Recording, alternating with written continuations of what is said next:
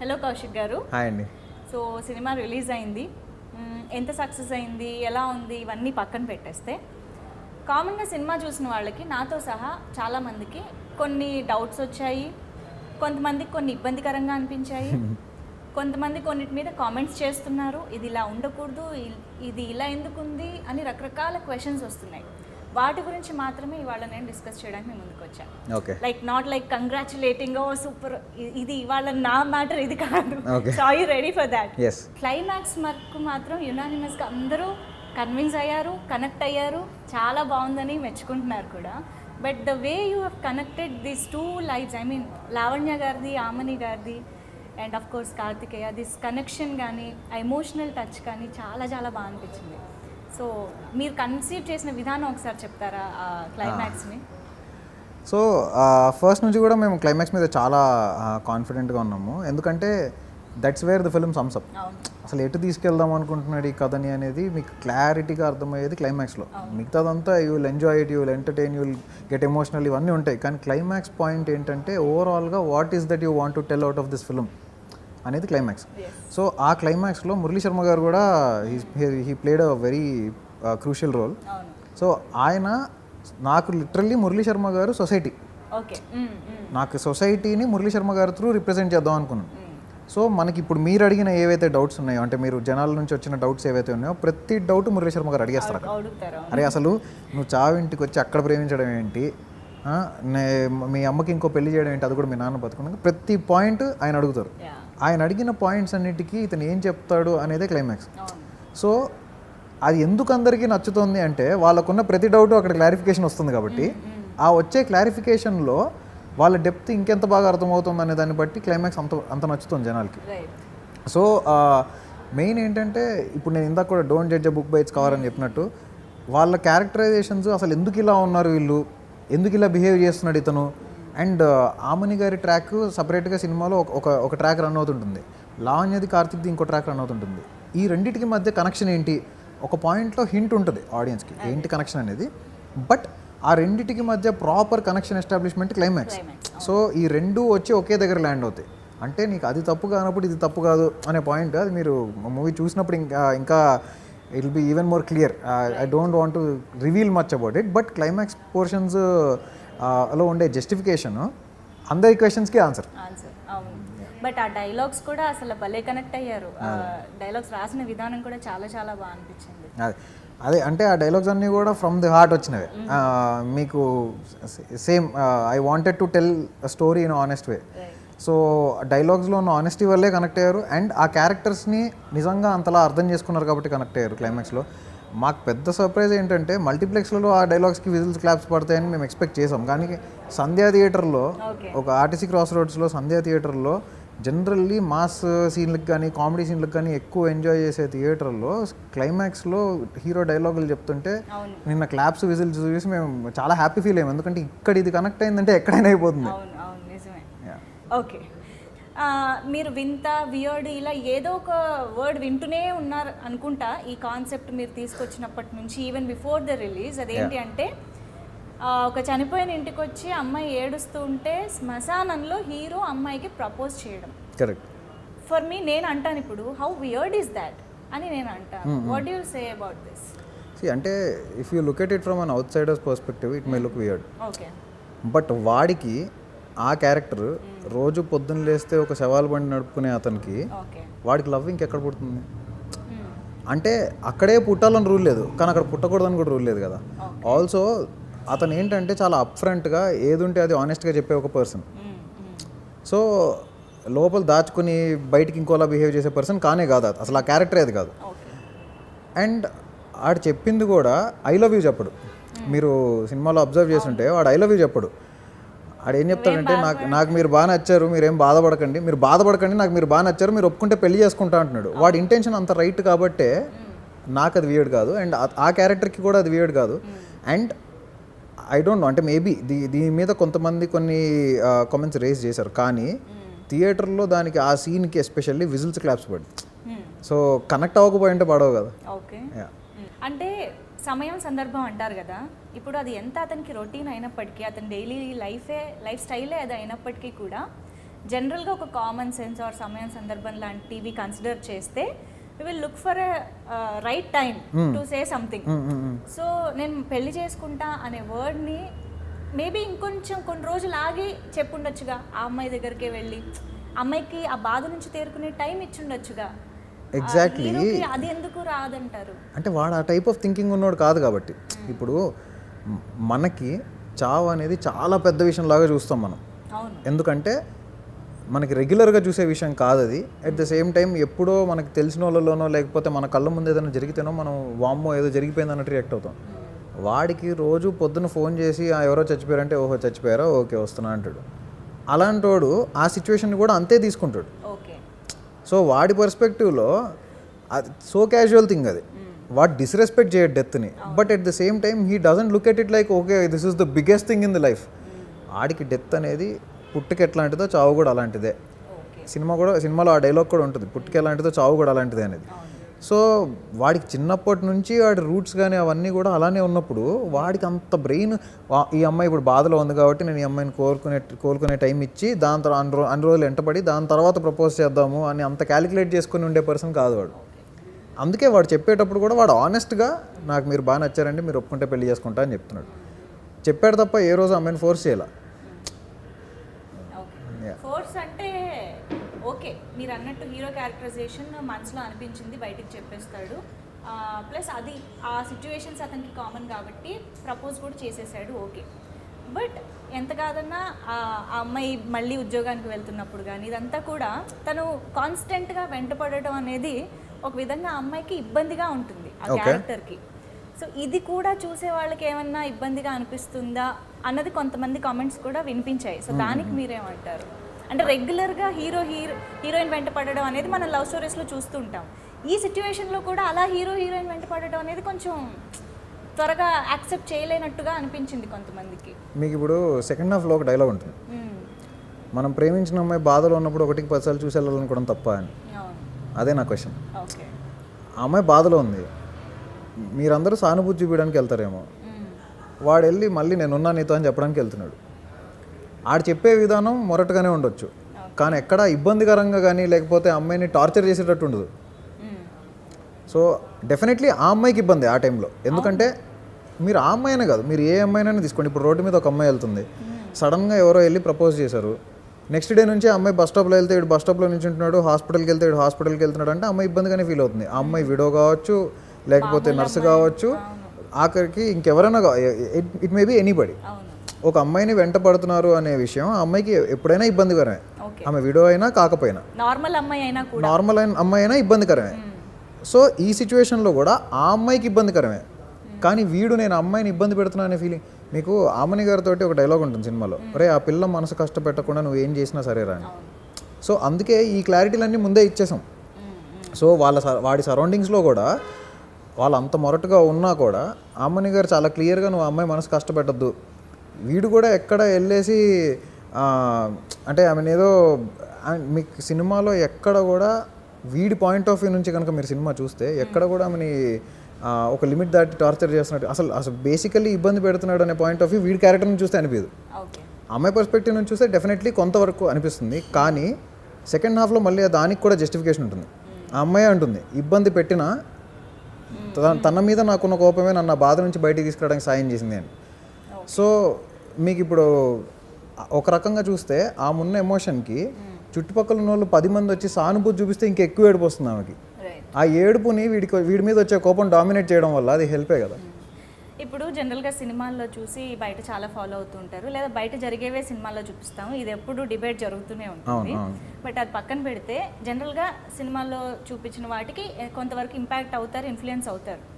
ఇప్పుడు మీరు ఇది చూపించారు, రేపు నిజంగానే ఎవరన్నా ఇలాంటి సిచ్యువేషన్లో లైక్ అంటే అప్పుడే ఎవరినో కోల్పోయి ఉన్న అమ్మాయికి ఒక అబ్బాయి వెళ్ళిపోయి ఇలా ఇబ్బంది పెట్టేస్తే, ఒకవేళ ఇలా చూసి ఇలా కూడా చేయొచ్చు అని అనిపిస్తే అది దానికి ఏం చెప్తారు?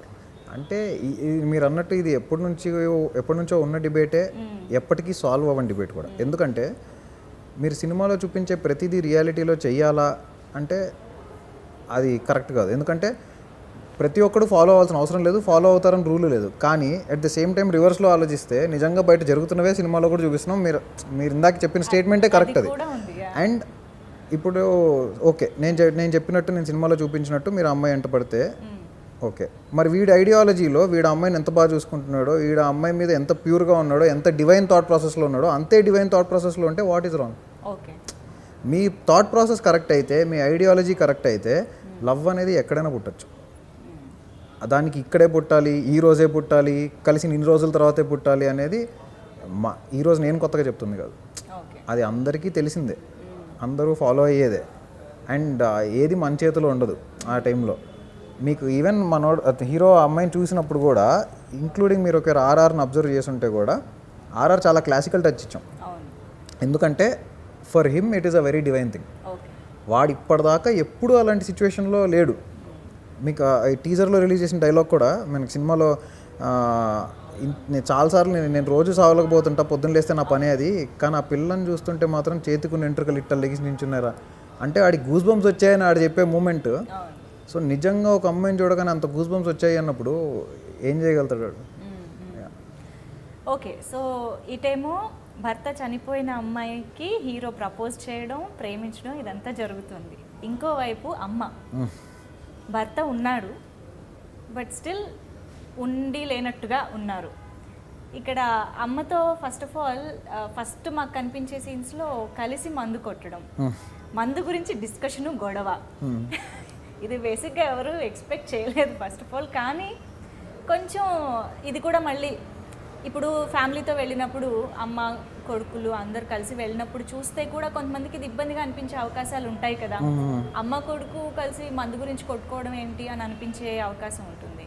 So what you have to say about? అంటే ఒకటండి, ఇక్కడ మనకు ఓవరాల్గా వరల్డ్లో సిటీస్, రూరల్ ఏరియాస్, పెద్ద పెద్ద బంగ్లాలు, చిన్న చిన్న గుడిసెలు, అన్ని రకాల ఎన్వైరన్మెంట్స్ ఉంటాయి. నేను ఎక్కడున్నానో అది మాత్రమే సొసైటీ, నేనున్నది మాత్రమే లైఫ్ స్టైల్ అనుకుంటే కష్టం. నాకు తెలిసిందే లైఫ్ స్టైల్ అనుకుంటే మాత్రం కష్టం. ఎందుకంటే మీరు చూసే వరల్డే కాకుండా, మీరు బతుకుతున్న వరల్డే కాకుండా బయట ఇంకా కొన్ని వేల కోట్ల మంది బతుకుతున్నారు. అన్ని కోట్ల మందిలో ఒక్కొక్కటిది ఒక్కొక్క కథ. నేను పిక్ చేసుకున్న క్యారెక్టర్ పేరు బస్తీ బాలరాజు, వాళ్ళ అమ్మ పేరు గంగమ్మ. అండ్ ఈ క్యారెక్టర్ పోనీ నేను ఏమన్నా కొత్తగా ఎక్కడ లేనిది, ఇప్పుడు ఈ గంగమ్మ అనే క్యారెక్టర్ ప్రపంచంలో ఎక్కడ లేనిది తీసుకొచ్చానంటే కాదు.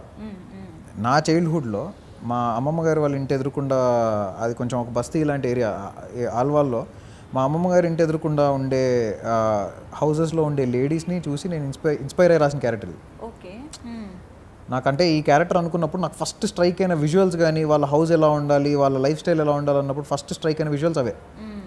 సో నేను చిన్నప్పుడు వాళ్ళని చూసినప్పుడు వాళ్ళు ఇలానే ఉండేవాళ్ళు. అంటే బయటకు వస్తే మాట్లాడితే అంటే వాళ్ళ స్లాంగ్ కానీ, ఆ కొడక ఈ కొడక, అది తప్పుగా బూతుగా ప్రొనౌన్స్ చేయరు వాళ్ళు. అది వాళ్ళ it's a part of their culture which we cannot blame. And అమ్మతో కలిసి మందు తాగుతున్నాడు అనే పాయింట్ కూడా అక్కడ చూసిందే, తల్లి కొడుకులు కలిసి. అండ్ అంతెందుకండి, ఈవెన్ మీకు లిటరలీ మాట్లాడుకోవాలంటే హైఫై సొసైటీలో కూడా ఉంటాయి. కానీ వాళ్ళు ఎందుకు ఇబ్బంది పడతారంటే నిజం చెప్తే ఇబ్బంది పడతారు కాబట్టి. So that is there. అంటే కొంచెం జనాలు మనం రియాలిటీ మాట్లాడినప్పుడు ఇబ్బంది పడతారు. అయితే ప్రతి ఒక్కళ్ళు కూర్చుని ఇలానే తాగుతారా అంటే కాదు. అవును, ప్రతి ఒక్కళ్ళు కూర్చొని తాగక్కర్లేదు. ఇప్పుడు ప్రతి ఒక్కళ్ళు వెళ్ళిపోయి రేపు పొద్దున్న స్వర్గపురి వాహనం నడపక్కర్లేదు. వాడు నడుపుతున్నాడు, వాడి క్యారెక్టర్ అది. ప్రతి ఒక్కళ్ళు కూర్చుని వాళ్ళ అమ్మతో తాగక్కర్లేదు. వాడు వాళ్ళ అమ్మతో వాడికి ఉన్న ఈక్వేషన్ అది. So that's their point. నేను ఒప్పుకుంటా, I agree with you completely. ఎందుకంటే కొన్ని ఏరియాస్లో లైక్ టు సే స్లమ్ కానీ అలాంటి ఏరియాస్లో వింటూ ఉంటాం, అట్లీస్ట్ చూడకపోయినా, అందరం చూడకపోయినా వింటాం. అక్కడ కొంచెం కామన్ యూనో మందు కొట్టడం కలిసి అనేది. బట్ ఒక్కటే, థియేటర్లో కలిసి కూర్చుని ఒక సగటు మిడిల్ క్లాస్ ఫ్యామిలీ లేకపోతే అలాంటి అలవాట్లు కానీ ఇది లేని వాళ్ళు అలా కూర్చున్నప్పుడు ఏంటి ఇది మనకి డైజెస్ట్ అవ్వట్లేదు అన్న ఫీలింగ్ వచ్చే అవకాశాలు ఉంటాయని డైరెక్టర్గా కొంచెం ముందు మనం ఇది ఎలా ఆడియన్స్ ఎలా రిసీవ్ చేసుకుంటారన్న థాట్ ఉంటుంది కదా. What was your thought then while writing it? అంటే ఒకటండి, I wanted to stick true to the characters. Okay, I want to tell the story in as honest way as possible. So ఇప్పుడు వాళ్ళిద్దరి క్యారెక్టర్స్లో అసలు మందు తాగే సీన్లు రెండు చోట్ల ఉంటాయి సినిమాలో. వాళ్ళిద్దరు కలిసి ఒక చోట ఇద్దరు కలిసి కూర్చొని తాగరు, జస్ట్ నా సీసా అని చెప్పి తీసుకుంటుంది ఆవిడ వంట చేసుకుంటే ఆవిడ తాగేస్తారు. సో దానికి చాలామంది నవ్వారు, ఎందుకంటే that was shown in a funny way. So people are enjoying that even in multiplexes. Right. మరి మల్టీప్లెక్స్లో సగటు మిడిల్ క్లాస్ ఆడియన్గా కూర్చొని చూసేది, వాళ్ళందరూ ఎంజాయ్ చేస్తున్నారు ఆ సీన్ని. సో ఇబ్బంది పడినట్టు నేనైతే అనుకోలేదు, నాకు అనిపించలేదు, నాతో పర్సనల్గా కూడా ఎవరు కంప్లైంట్ చేయలేదు. సెకండ్ టైం వచ్చేది సెకండ్ హాఫ్లో. ఆ సీన్ దగ్గర ఇబ్బంది పడతారా అంటే that's a very very emotional scene. అసలు వాళ్ళ మదర్ లైఫ్ స్టైల్ ఏంటి, చిన్నప్పటి నుంచి ఆవిడ పెరిగిన విధానం ఏంటనేది చూస్తే ఆవిడ క్లియర్గా ఎక్స్ప్లెయిన్ చేస్తారు కూడా. అంటే ఒక ఆడపిల్ల బయటికి వెళ్ళి, అంటే వ్యాపారం చేసుకునే ఆడదంటే అందరికీ లోకువే, తనంతటి తను సొంత కాళ్ళ మీద నిలబడి తను ఒక హస్బెండ్ మంచాన పడి ఉంటే, ఇన్ని సంవత్సరాలుగా మంచాన పడి ఉంటే, she is the one who took a stand and took care of her father and her son, her husband and her son. So ఇన్ని సంవత్సరాలుగా ఒక హస్బెండ్ని, ఒక కొడుకుని తానే సాక్కుంటూ వచ్చి తను ఎన్నో హర్డిల్స్ ఫేస్ చేసి ఉంటుంది లైఫ్లో. బయటికి వెళ్తే ఎంతోమంది ఎంతో మాట్లాడుంటారు. బయట బీచ్ దగ్గర మొక్కబొట్లు అమ్ముకునే ఒక క్యారెక్టర్ ఆవిడది, మొక్కబొట్లు వెజిటేబుల్స్ అవి చిన్న బండి పెట్టుకుని. సో అలాంటి వాళ్ళు ఎన్ని ఫేస్ చేసి ఉంటారు లైఫ్లో. వాళ్ళు మందు తాగడం అనేది వాళ్ళకి చాలా కామన్ థింగ్. ఆ మందు తాగడాన్ని నేను ఎక్కడ హైలైట్ చేసి మీరు రోజు మందు తాగండి, పొద్దున్న లేస్తే మందు తాగండి అని ఎక్కడ చూపిలే. దాని మీద నేను ఏదో హైలైట్ కూడా, అంటే లైక్ దాని మీద ఎన్హాన్స్మెంట్ కూడా లేదు ఎక్కడ. అది it's small part in the scene where it blends well with the emotion. ఆవిడ కొడుకుని కొట్టుంటుంది. సో బయటకు వచ్చి ఏంటి ఒక్కదాన్ని కూర్చొని మందు తాగుతున్నావు, మనసు కష్టం వేసిందా అంటే, బిడ్డను కొట్టినప్పుడు ఏ తల్లికైనా మనసు కష్టంగానే ఉంటుంది కదా అని. సో ఆవిడ మనసు కష్టంగా ఉంది కాబట్టి ఆవిడ అది కూడా వాడిని కొట్టినందుకు, అదే బిడ్డను కొట్టినందుకు ఆ బాధలోనే. ఓకే. అండ్ ఇంకొకటి, అమ్మకి పెళ్లి చేయాలనుకోవడం అనేది ఒక పెద్ద టాపిక్ సినిమాలో ఆబ్వియస్గా. మేజర్గా దాని మీద నడుస్తుంది కూడా మనకి సెకండ్ హాఫ్లో. సో బేసిక్గా ఒక ఆడదానికి, ఒక స్త్రీకి సెకండ్ మ్యారేజ్ అనేది ఇప్పటికీ కొంచెం విచిత్రంగా చూసే సందర్భాలు ఉన్నాయి. But thank God, luckily, fortunately కొంచెం రోజులు మారుతూ వచ్చాయి. ఈ మధ్యకాలంలో పిల్లలే దగ్గరుండి అమ్మకి పెళ్లి చేసిన సందర్భాలు చూస్తున్నాము కళ్ళెదురుగానే. బట్ స్టిల్ అంటే ఇక్కడ రెండు సందర్భాల్లోనే ఒక అమ్మాయి, ఒక స్త్రీ సెకండ్ మ్యారేజ్ చేసుకునే ఛాన్సెస్ ఉంటాయి. ఒకటి కంప్లీట్గా డివోర్స్ అయినప్పుడు, లేదా కంప్లీట్గా భర్త చనిపోయిన తర్వాత, ఆ చాప్టర్ అయిపోయిన తర్వాత. బట్ ఇక్కడ ఆమని గారికి హస్బెండ్ ఉన్నారు. Okay, whatever situation he is there.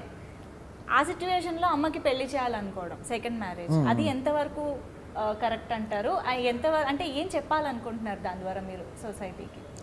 So మీకు ఇక్కడ ఆమని గారి హస్బెండ్ క్యారెక్టర్ ఎవరైతే ఉన్నారో, if you look at him, the age difference between her and him is very much. అంటే ఆ గ్యాప్ చాలా ఎక్కువ ఉంటుంది. ఆయన చాలా ముసలాయన, ఆయన మంచం మీద ఉంటాడు, మాట్లాడలేడు, కాళ్ళు చేతులు కదపలేడు, ప్యారలైజ్డ్ పర్సన్. అది పోనీ ఏమైనా రీసెంట్గా వచ్చిన పారాలసిస్ అంటే కాదు. ఆవిడకి బాల్య వివాహం చేసేసి 12 సంవత్సరాలు ఉన్నప్పుడు, ఆవిడ 12 years ఏజ్ ఉన్నప్పుడు ఆవిడకి పెళ్ళి అయిపోయి ఉంటుంది. ఊహ ఏముంటుందండి 12 yearsలో? అంటే ఆవిడ అసలు పెళ్ళి అనే టాపిక్ గురించి ఏం తెలుసు ఆవిడకి ఆ టైంలో? 12 ఏళ్ళకి పెళ్లి చేసి 13 ఏట పిల్లోండి కానీ 14 ఏట హస్బెండ్ మంచాన ఉంటే, అన్ని సంవత్సరాల నుంచి ఇప్పటిదాకా ఆ పెయిన్ని తను ఒక్కళ్ళే తన భుజాల మీద క్యారీ చేసుకుంటూ వచ్చి హస్బెండ్ని, కొడుకుని సాకుతూ వచ్చారు. వచ్చిన తర్వాత కూడా ఇప్పటికి కూడా ఒక అతనికి తనంటే ఇష్టం అండి. ఆ ఇష్టం ఎక్కడ మళ్ళీ లిమిట్ దాటదు. అతను చాలా క్లియర్గా, నువ్వు నన్ను పెళ్లి చేసుకుంటావా, నిన్ను, నీ కుటుంబాన్ని, నీ ఫ్యామిలీని కూడా నేను నా సొంత ఫ్యామిలీలా చూసుకుంటాను, ఇంక్లూడింగ్ హర్ హస్బెండ్ అని చెప్తాడు. So if you look at the honesty in characters, అతను ఎంత ఆనెస్ట్గా ఉన్నాడు అనేది మీకు అక్కడే అర్థమవుతుంది. నిన్ను, నీ కుటుంబాన్ని నేను నా సొంత కుటుంబంలో చూసుకుంటాను అన్న తర్వాత, అప్పుడు కూడా ఆవిడ పోనీ వెళ్ళిపోయిందా అంటే లేదు. ఆవిడకి అతను అంటే ఇష్టమా, పోనీ వాళ్ళిద్దరి మధ్య ఎఫ్ఐఆర్ ఉందా అంటే అది కాదు. I don't know why people are saying FIR, మదర్కి ఎఫ్ఐఆర్. అసలు ఎఫ్ఐఆరే కాదు అది. మీకు చాలా క్లియర్గా మదర్ డైలాగ్లో కూడా చాలా క్లియర్గా చెప్తారు ఏంటంటే, నువ్వు అనుకున్నట్టు నాకు వాడికి మధ్య ఏం లేదు, ఒక ఆడమ్మ మగతను కలిసి మాట్లాడుకుంటే వాళ్ళిద్దరి మధ్య ఏదో రంకు నడుపుతున్నట్టేనా, అసలు అది కరెక్టే కాదు, నువ్వు అనుకుంటుంది రాంగ్. నేను ఒక్కసారి వద్దనగానే అతను మళ్ళీ ఎప్పుడు నా ముందు ఆ టాపిక్ కూడా తీయలేదు, ఒక మంచి ఫ్రెండ్గానే ఉండిపోయాడు, మంచి స్నేహితుడిగానే ఉండిపోయాడు అని చాలా క్లియర్గా చెప్తారు ఆవిడ. So I don't know why they are calling it affair. So అది ఎఫైర్ కాదు ఫస్ట్ ఆఫ్ ఆల్. సో వాళ్ళిద్దరి మధ్య ఒక స్నేహం ఉంది. అయితే దాన్ని ఇతను పెళ్లి దాకా తీసుకెళ్దాం అనుకోవడానికి హీరో తీసుకున్న స్టాండ్ అది. అతను చెప్తాడు కూడా, నీ విషయంలో నేను తప్పుగా ఆలోచించాను, అంటే ఇన్నేళ్లుగా నువ్వు పడుతున్న బాధలు ఏంటో నాకు అర్థమైంది. సో నువ్వు వాడిని చేసుకోవడమే కరెక్ట్. ఎందుకంటే హస్బెండ్ ఉన్నాడు, కానీ వీడు అంగీకారంతో జరిగిన పెళ్ళి కాదు, 12 ఏళ్ళప్పుడు ఎప్పుడో పెళ్లి చేసేసారు, ఇన్నేళ్ళుగా మంచాన పడి ఉన్నాడు, ఇప్పటికి కూడా ఆవిడ లైఫ్లో సంతోషంగా ఉందా అంటే అది లేదు. సో ఒక అతను తనంటే ఇష్టం ఉండి తనతో కష్ట సుఖాలు పంచుకుంటానన్నప్పుడు కలిసి ఉండమని చెప్పడంలో తప్పేంటి? అండ్ ఈ రోజుల్లో మీరు నిజంగా మీరే అన్నట్టు మనం ఈ మధ్య కొన్ని ఆర్టికల్స్ కూడా చూస్తున్నాం, పిల్లలే పెద్ద పేరెంట్స్కి దగ్గరుండి పెళ్ళిళ్ళు చేసిన సిచ్యువేషన్స్ కూడా ఉన్నాయి. అది బేసికల్లీ ఏంటంటే ఆ క్యారెక్టర్ పడుతున్న ఎమోషన్ అనేది ఒకసారి అర్థం చేసుకుంటే దాంట్లో ఉన్న డెప్త్ ఏంటనేది మీకు ఆటోమేటిక్గా క్లియర్గా ఉంటుంది. ఓకే, సో యాక్చువల్లీ కౌశిక్ గారు చిల్. నేను ఏంటంటే నో సీరియస్లీ ఇవన్నీ నేను అడుగుతున్నది దానికంటే కూడా బయట ఉన్న కామెంట్స్ చూసినప్పుడు నాకు అనిపించింది ఇన్ని డౌట్లు ఎందుకు వస్తున్నాయి. క్యారెక్టరైజేషన్ అక్కడ క్లియర్గా కనిపిస్తుంది, వాళ్ళ లైఫ్ స్టైల్ క్లియర్గా కనిపిస్తుంది కదా. ఓకే, లెట్ మీ క్లారిఫై, మీ ద్వారా క్లారిఫై చేస్తే చాలా మంది డౌట్ క్లియర్ అవుతుంది అనే ఉద్దేశంతోనే నేను వచ్చాను. But I totally understand the characterisations. And బేసిక్గా ఒక అమ్మాయిగా, ఒక ఆడదానిగా మీరు 2 క్యారెక్టర్స్ని, అటు లావణ్యది కానీ ఇటు ఆమని గారిది కానీ ఎలా అయితే డీల్ చేశారో, హీరోని ఇద్దరికి తోడుగా ఎలా నిలబెట్టారో దానికి ఐమ్ ఫిదా అండి. Totally happy for that. ఎందుకంటే సొసైటీలో స్లమ్లో అనే కాదు, జనరల్గా కూడా అలాంటి లైఫ్స్ నుంచి, అలాంటి ఫేజెస్ నుంచి చాలామంది వెళ్తూ ఉంటారు. కానీ దానికి ఇలాంటి తోడు దొరకడం అనేది చాలా రేర్, చాలా కష్టంగా ఉంటుంది. సో హీరో క్యారెక్టరైజేషన్ అంత అద్భుతంగా తీర్చిదిద్దారు నిజంగా. And I think I should thank you for that. Thank you. And ఒకటేంటంటే జనరల్గా ఇలాంటి సినిమాలు తమిళ్లో కానీ మలయాళంలో కానీ వచ్చినప్పుడు మనం కంపేర్ చేస్తూ ఉంటాము, అబ్బా అక్కడ చూసారా అంత రియలిస్టిక్గా అంత న్యాచురల్గా వచ్చాయి, మన దాంట్లో ఎందుకు ఇలాంటి సినిమాలు రావట్లేదు అని చాలామంది అంటూ ఉంటారు. ఇవాళ ఇలాంటి సినిమా వచ్చింది, చాలా రియలిస్టిక్ అప్రోచ్ని స్క్రీన్ మీద చూపెడుతూ ఉంటే ఇలాంటి కామెంట్స్ ఎందుకు వస్తున్నాయి అంటారు? ఎక్కడ తప్పు జరుగుతుంది? దట్స్ ది ఐరనీ అండి. Unfortunately that's the irony. అంటే మనకిప్పుడు మలయాళం సినిమాలు, తమిళ సినిమాలు చూస్తున్నప్పుడు ఇలాంటి పాయింట్లు చాలా ఉంటాయి అక్కడ. అంటే ఈ పాయింట్ కాదు, బట్ ఇలాంటి డెలికేట్ పాయింట్స్ విచ్ ఈజ్ రియలిస్టిక్గా జరుగుతున్న సిచ్యువేషన్స్ని తీసుకొని ఇలాంటి డెలికేట్ పాయింట్స్ చాలా సినిమాల్లో మలయాళంలో, తమిళ్లో చెప్తే అవి అక్కడ పెద్ద పెద్ద హిట్లు అయ్యి మళ్ళీ ఇక్కడికి తీసుకొచ్చి మనం ఇక్కడ చూస్తాం. అన్ఫార్చునేట్లీ మనం ఇక్కడ తీసినప్పుడు ఫస్ట్ టైం ఇక్కడ తీస్తే ఏమవుతుందంటే అదేంటో అంటే వచ్చేటప్పుడు థియేటర్కి వచ్చేటప్పుడు ఒక మైండ్ సెట్తో రావడం వల్లనో ఏంటో తెలియదు. We can't blame the audience, because end of the day వాళ్ళ సినిమాని ఎంజాయ్ చేయడం ఇంపార్టెంట్, మన సినిమా చేసేది కూడా ఆడియన్స్ కోసమే. బట్ ఎక్కడో మనం వేరే లాంగ్వేజెస్ నుంచి తీసుకొచ్చుకునేది, ఇప్పుడు మీరు అదే సినిమా ఇంగ్లీష్ సినిమాల్లో అసలు ఇంతకంటే ఇది ఇంకా చాలా నథింగ్, దీనికంటే ఎక్స్ట్రీమ్ ఉన్న పాయింట్స్ కూడా ఇంగ్లీష్ సినిమాలు చూసి అబ్బా ఎంత రియలిస్టిక్గా ఉంటుందంటాం. అది మీరు తెలుగుకి వచ్చేసరికి ఎక్కడో మరి I don't know why it happens like that. But somehow అదైతే ఉంది, అది కొంచెం పోవాలి. ఇప్పుడిప్పుడే తెలుగు సినిమా చేంజ్ అవుతుంది, ఇప్పుడిప్పుడే కొత్త కథలను ఎంకరేజ్ చేస్తూ ఉన్నారు, అండ్ డిఫరెంట్ పాయింట్స్ని టచ్ చేయడానికి డైరెక్టర్స్ కానీ ప్రొడ్యూసర్స్ కానీ డేర్ చేస్తున్నారు. So one thing I'm very happy about is I didn't pick a regular point. I wanted to tell a strong hard hitting content and we told it. Even Aravind గారు కానీ వాసు గారు కానీ దాన్ని ఎంత నమ్మారంటే ఆ పాయింట్ని, ముగ్గురం కూడా మేము మేజర్గా సినిమా మీద బ్యాంక్ అయింది ఆ పాయింట్ మీద. మదర్ వెడ్డింగ్ కానీ, ఒక విడోడ్ లేడీ కానీ, మీరు ఓవరాల్గా సినిమా చూస్తే అసలు లేడీస్కి ఎంత ఇంపార్టెన్స్ ఉంటుంది అంటే, మనకి ఈ మధ్యకాలంలో ఈ సినిమాలలో జనరల్లీ ఆడవాళ్ళని తక్కువగా చేసి చూపించడమో లేకపోతే ఎక్కువ ఇంపార్టెన్స్ లేకపోవడమో కొన్ని సినిమాల్లో అవుతుంది. బట్ ఈ సినిమాలో ఉమెన్ ఎంపవర్మెంట్ కానీ, ఉమెన్ మీద ఎంత స్ట్రాంగ్గా ఉంటుందంటే సినిమాలో ప్రతి డైలాగ్ కూడా మీకు ఈ మధ్య ఈరోజు అసలు ప్రతి కామెంట్ డైలాగ్స్ మీద, ఇంత డైలాగ్స్ చాలా బాగున్నాయి, డైలాగ్స్ చాలా హార్డ్ హిట్టింగ్ ఉన్నాయి. So I think it's because of the honesty in the content. Yes, exactly.